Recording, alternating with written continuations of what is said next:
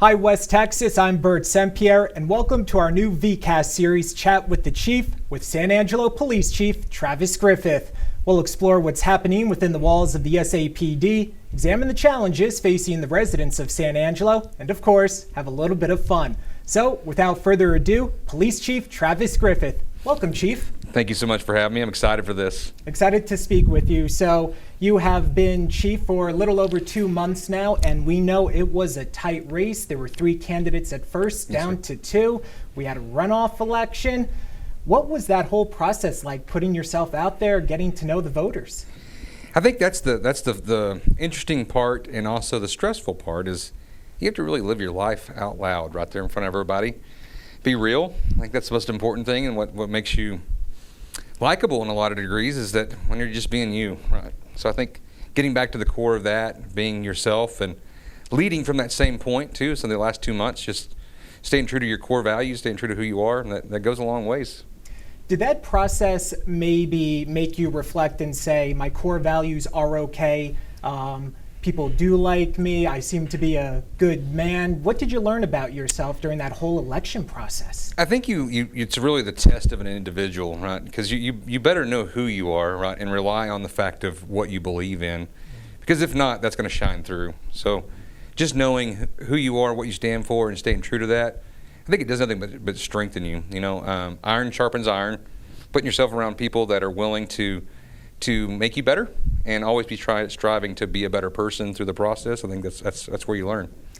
We know you have a very busy schedule. It seems like meeting after meeting, Yes, call sir. after call. Yes, sir. Has the job been everything you envisioned? That and more, yeah. We've been able to do a lot of stuff over the last 2 months, and we're excited and proud of the work we've been doing, and mainly the work of the men and women of the San Angelo Police Department. They really are the heroes of this, and I'm just blessed to be able to be a placeholder as the leader of this organization for the next however long San Angelo keeps me, and I'm excited to be able to see what the future holds for us. Any advice for someone that would ever think of running for chief? I mean, I'm sure you've learned a lot in just a few weeks. Yeah, I think regardless of whether you're running for chief or if you're just getting your first job in life, be real. Hold true to what you know to be. Stand up for something. Be a part of something bigger. I think that's what makes the law enforcement so much, has that pull, is that you have an opportunity to truly rise to the top. The cream rises to the top, right? To be a part of something more. And so if you're out there and you're thinking about, maybe I'm looking for my next venture, I think your next venture is with SAPD, right? We're always hiring. Speaking of hiring, a few weeks ago, we were talking about the need for more officers to join the force. How do we get there, and what is the number you're looking for? Yeah, so we're pretty far behind. We had to actually just give up some of our spots. We gave up 6 spots to be able to give raises. And so we use the salaries out of 6 positions to help fund some additional pay increases for the officers. So that means we're going to be staffed at 174 positions. And so we can hire about 20 spots to help fill those voids. And so we're steadily looking for everything we can get to get our name out there, to let people know. San Angelo is a great community, and I think that's the pillar of what it means to be here. And I would stack us up against any other community in regards to its people. So if you want a police and a place that supports the police, come to San Angelo. We say that San Angelo might not be your home, but it sure can be pretty quick. Absolutely. Yeah. Once I came down here, I felt welcomed immediately, Yes, not sir. only from the people that I have the pleasure of working with every day, but just everyone out in the community was so welcoming, and you really do have a sense of community here in San Angelo. Yes, sir. Yes, sir. 100%. Now, I do want to ask you, because we know nationally over the last few years, police have gotten a bad name in some circles. Yes, sir. And this goes back to the recruiting part. What about maybe reaching out to, say, kids in high school, kids in college? There's a lot of young men and women that want to do good and want to make sure their communities are safe. Have you thought of maybe reaching out to teenagers, young adults? Yeah, so we're working through some pretty good ideas on, we used to do, and we're moving back into a Citizens Police Academy. So we actually want to do that Citizen Police Academy also in the high schools. So what a Citizen Police Academy does is allow you to, over the course of about 6 to 7 weeks, have different aspects and facets of the department and what we do in narcotics and CID and traffic and what does our gang unit do. Learn about that in a much more in-depth way. And so I think that gives you an understanding at probably the best level you can outside of being a police officer to see what we do and why we do it. That also helps bolster people that are willing to speak up for you, right? So, I mean, whenever you don't know exactly what the police would do something on a traffic stop or in an investigation, if you've gone through that Citizen Police Academy, then you would understand a little bit more and be able to kind of go to bat in a lot of ways to say, hey, well, this is why they do it, because of A, B, and C. And so we can do that at the high school level and at the regular citizen level. I think that's a great place to help us recruit. It's a great place for people to understand, and it just helps us connect with the community to a better level. And I guess maybe at the very innocent level of it all, these students get to meet some of the officers and say, hey, we're from the same town. Right. I'm just like him or her. Yeah. And I think that's the important part, is that we forget that we're just human beings like everybody else, right? So we have families, we have we go to church, we have all these different things going on in our lives, and when you can kind of humanize that badge and know that, unfortunately, there is a level of law enforcement that we have to see and be a part of some of the worst aspects of society, like some of the worst crimes and some of the situations that we go through is hard on people. So getting them back out there to be a part of the true backbone of our society, which is the good law-abiding citizens that are out there doing good in our community, to be able to have them connect back with those officers, man, it goes so far. A lot of times when someone calls the police, they may be experiencing the worst day of their life, right, or whatever the situation is.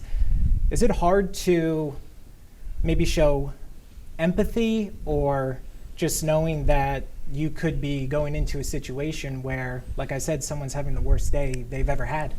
Yeah, and I think that we see situations where officers will deal with sometimes the same victims or sometimes the same suspects, and you always will struggle with trying to make sure that you're staying rooted to who you are. Most officers that are out there, and here in San Angelo for sure, what we can speak to, is they are here to truly serve, right? I mean, you have to have a servant's heart. You don't get into this for the money, right? You don't get into for the fame, right? You get into this because you care and you want to make a difference. That's the officers that truly they rise to the top, right? So they're the ones that are consistent. They're 16, 17, 20-year vets. We have officers right now that are 5 years on that are seeing that same level, that they're serving. And the more you serve and the more you stay connected to that, yeah, empathy is not a problem, because you know that it's part of such a bigger issue that we face, and it's just the humanity, right? Absolutely. I'd like to move to this week for a moment. Yes, sir. We know that the rain has been the story of the week, and not only it's raining hard, let me get inside, but we've seen flooding. Mm-hmm. I know the Tom Green County Sheriff's Office had to save people that were being swept away. We had power outages. What was it like for you and your officers, not only having to respond to calls, but also battle the elements at the same time? Yeah, it's one of those things. It's a blessing for the rain, and we needed it. But man, with it came a lot of problems. And just a shout out, man, to the Tom Green County Sheriff's Department. I know they had deputies that were out there in the water for hours, helping that rescue. And the San Angelo Fire Department, those guys showed up, man. They went out there and helped everybody that was a part of that. We had a task force come in through our emergency management to the city and the county. Jose, awesome guy, helped organize that and coordinate the efforts, and so we had people come in from the big country area, and so can't say enough of how much we appreciate just the camaraderie and the level of support that we got from everybody. That's amazing. We were blessed in town. We normally we have a lot of folks that will end up in some high water, and we had a few, but nothing to any real crazy levels, and thankfully. On our officers, we didn't have any car issues with installing out. So we got there and got them blocked off. We had some great supervisors that when we started seeing those waters rising, we started putting nixles out right away to notify the public. And the public, thanks for listening and helping, because it kept us out of a pickle. I can attest to what you said about Jose. I've met him a couple of times since I've been down here, and he really is a great guy. Yeah, awesome. Now, one of the stories that seemed to garner a lot of attention since you began being chief of San Angelo are the two teens that happened to steal approximately $1 million from a Walmart here in town. That's an exorbitant amount of money. If you could just kind of explain how you guys, your department, had heard about that and kind of where we stand at this moment. Sure. So we can't go too far down the rabbit hole with that. Still, and do some investigation on that. But what I can say is that through a way of manipulating the system, through the Texas lottery system, they were able to claim prizes that weren't actually real and gain those funds. And here's the thing. I think one thing that we forget in the mix is that we're young. At one point I was young. You're younger, right? But we forget how easy it is to go down the wrong path. And I think the main thing is to understand is that there's a path to redemption for those guys. Make those corrections, make the right decisions, and learn from it. A lot of times we run into situations where we have good people that are caught up in situations, right? And if we can stop them from ever being a part of that criminal justice system again, they can learn from that, then that's a win, right? Thankfully, we had some great investigators. Detective Barker was on that case, did an outstanding job. There's a price you have to pay when you make those bad decisions, right? And hopefully, I believe, and my faith helps guide me in that I pray for those young men that they continue. I know some of them are already starting to make the right curve back, that they were willing to do that. I mean, 18 years old, if you threw a bunch of money at me, that'd be hard to say no, right? So I get it, but we have to know that we have laws, and we have the rule of law goes above any emotions, and all we can do is try to guide them back to where they need to be.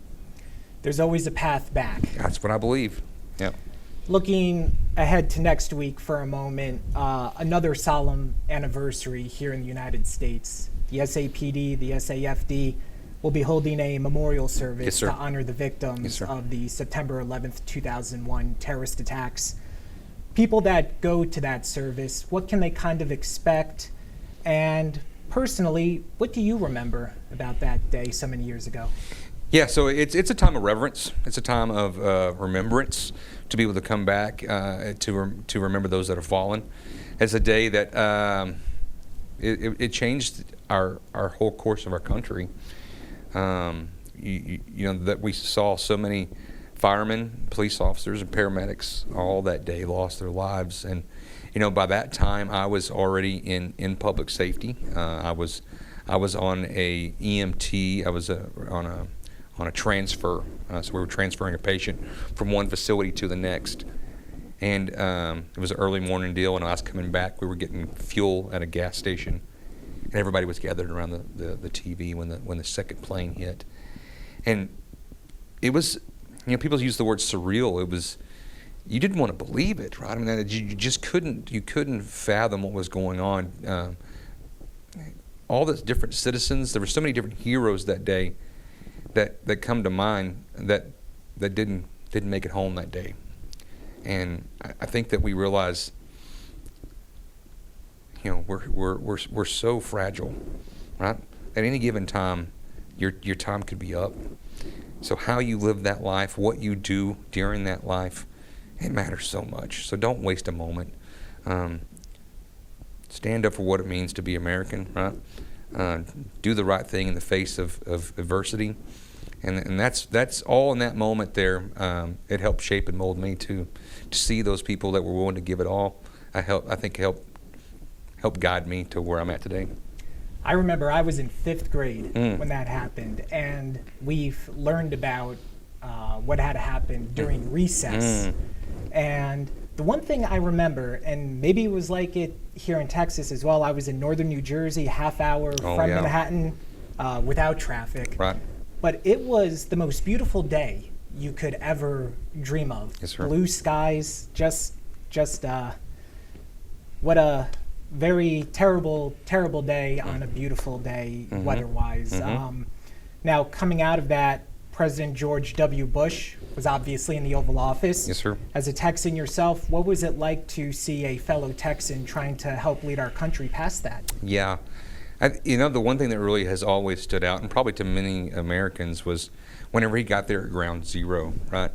And he was standing on that rubble with the firemen, and I think it was the understanding that there had been a lot of fear and a lot of worry and unknown, and I remember him just kind of being who we needed him to be at that moment.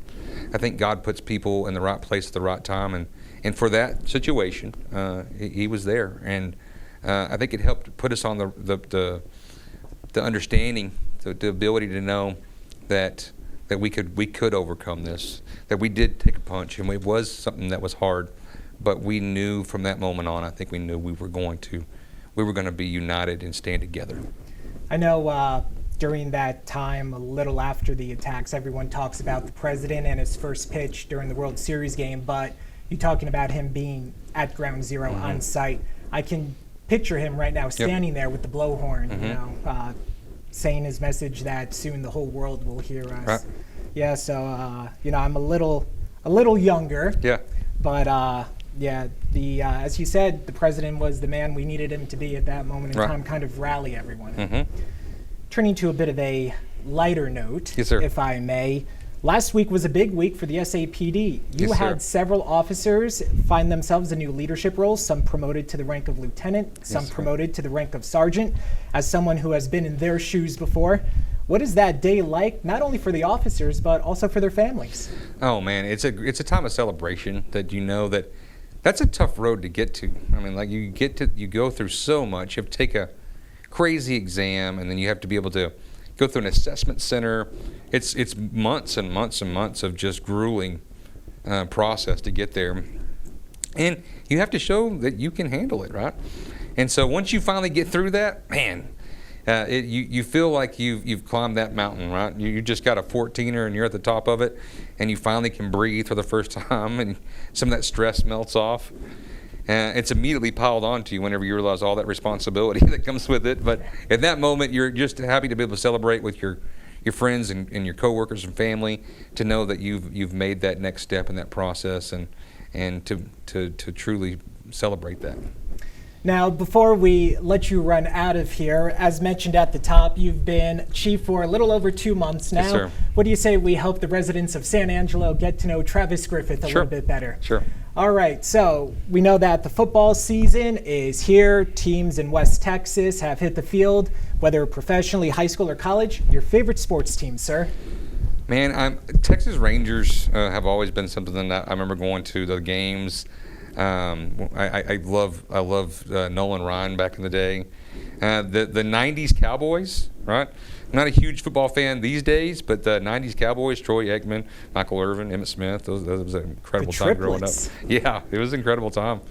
So I think that's where the baseball has to probably take the top, but the Rangers and what they've gone through over the last 15 years even has been pretty cool to watch. So. Hey, World Series champs last year. Yep, finally. Now, I know you're a family man. Let's just say everyone's gathered in the kitchen, and they're saying, "Dad, I'm hungry. Are you cooking or are you ordering out?" Yeah, so we have a mixture, right? I think the best is probably, my wife is an excellent cook, and she loves to cook. It's one of her love languages, so to speak.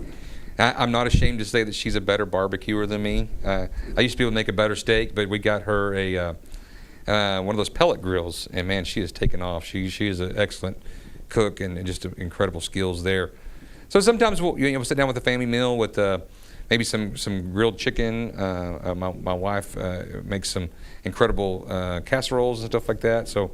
And then, I'll tell my wife all the time, hey, let me run out and get something so you don't have to cook, and it's easier to clean up and have some time off. And we have a brand new baby boy, so we're always trying to think about what maybe he can snack on too. So he's almost 9 months, and so we're always kind of thinking about that too. I may have to get a pellet grill. Ever since I came down to Texas, everyone talks about them. My neighbor across the street has one. I'm firing up a Weber these days, good old charcoal. There you go. Well, if you want to put a little extra, that's the cool thing with the pellet, is you can throw in oak or pecan or whatever you want to in those pellets, and give yourself a little different flavor in there. So it's kind of cool. Now, you may not have too much time off with your busy schedule and being chief, but favorite vacation spot? We love the mountains. Yeah, so we used to kind of regularly go to Colorado. kind of a Lake City area, Durango. We've gone there several times. So it's just good. I think the solitude, especially in the summertime when you're in the mountains, man, you just can't. You definitely can look at the beauty of the Rocky Mountains and know for sure that there's a God, right? I mean, it's just so amazing. Yeah, nothing like a good mountain view. Yes, sir. And last one for you. It's the middle of the night. Chief Griffith is at home.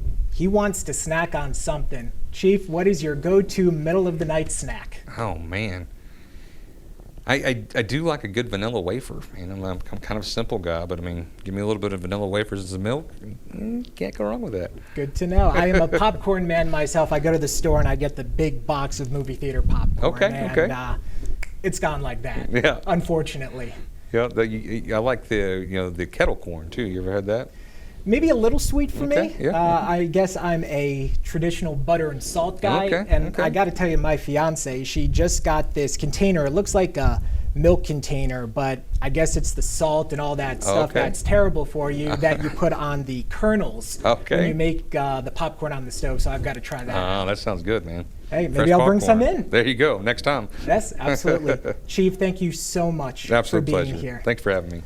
All right, that'll do it for our first episode of Chat with the Chief. And remember, we'd love to hear from you. If you have any questions for the Chief for our next episode, you can text them to 325-655-6006.